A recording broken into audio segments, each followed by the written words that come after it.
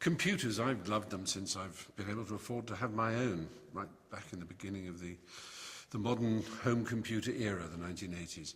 And I've owned a large number of different kinds of computer, and I've expressed publicly loyalty to this kind or that kind.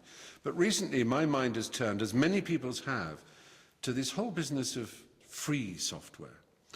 And there's a lot of confusion about what this means. And I'd like to help clear it up, because this happens to be a year of celebration, and I want to help us all celebrate it and look forward to the future of free software. If you have, I don't know, plumbing in your house, it may be that you don't understand it, but you may have a friend who does, and they may suggest you move a pipe here, a stopcock there, a valve somewhere else, and you're not breaking the law by doing that, are you? Because it's your house and you own the plumbing. You can't do that with your computer. You can't actually really fiddle with your operating system, and you certainly can't share any ideas you have about your operating system with other people, because Apple and Microsoft, who run the two most popular operating systems, are very firm about the fact that they own that, and no one else can have anything to do with it. Now, this may seem natural to you, why shouldn't they? But actually, why can't you do with it what you like? And why can't the community at large alter and improve and share? That's how science works, after all. All knowledge is free, and all knowledge is shared in good science. If it isn't, it's bad science, and it's a kind of tyranny. And this is really where it all started. A man called Richard Stallman, he decided 25 years ago, to almost to this very date, he decided to write a whole new operating system from the ground up. He called it GNU, which stands for GNU is not Unix, because it isn't. It's similar to Unix in many ways, but every element of it, every module, every little section of the code, and it's a gigantic code because it's to run on many, many platforms, is run by the community, is run by coders out there who are welcomed into the GNU community to help improve the software.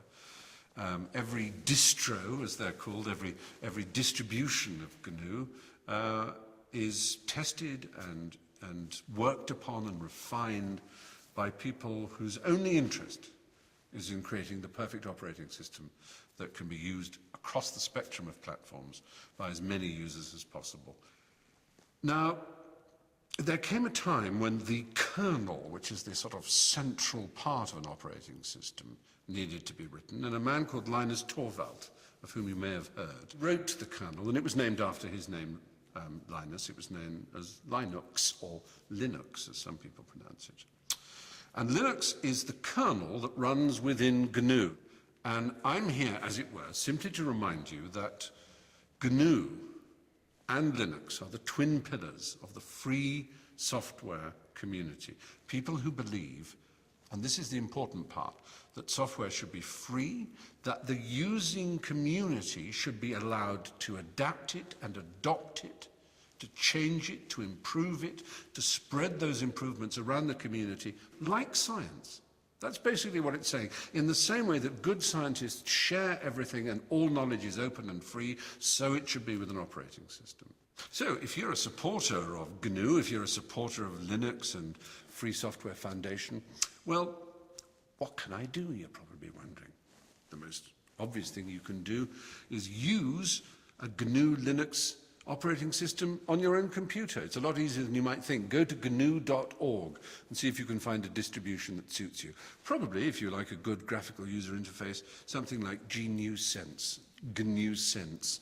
You'll see it there on GNU.org. Or, if you're a really smart cookie, you might want to do your own coding. You might want to contribute to the sum of knowledge that makes GNU and Linux what they are. Either way, I hope you will join me in wishing GNU a very happy 25th birthday. Let's do that now, actually.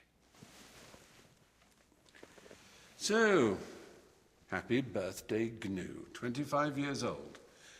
The operating system of the future. Freedom!